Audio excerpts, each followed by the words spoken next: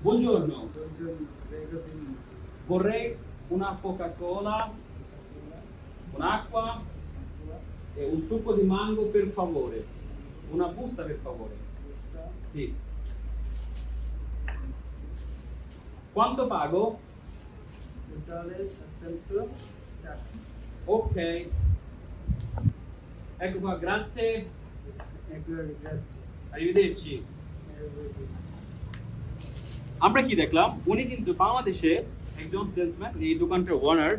উনি আমার সাথে কথা বলার পরে বললাম যে আমি ইটালিয়ান ল্যাঙ্গুয়েজ শেখাই। উনি 5 মিনিটে কিন্তু এই শব্দগুলোকে মুখস্থ করে ফেলেছে এবং সে আমার সাথে ইটালিয়ান ভাষাতে কথা বলে এই যে প্রোডাক্টগুলো আমি নিলাম এগুলো সেল করতে পেরেছে।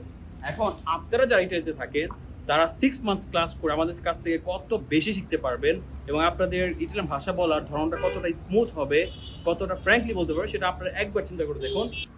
অনেকে আমাকে প্রশ্ন করে থাকে, রনি ভাই আমার বয়স হয়ে গেছে, রনি ভাই আমার মাথায় তেমন কিছু ঢোকে না, আমি কি ইটালিয়ান ভাষা শিখতে পারবো? আপনি কি শিখতে পারবেন কিনা, এটাই হচ্ছে তার একটি যথাযথ উদাহরণ আমি মনে করি।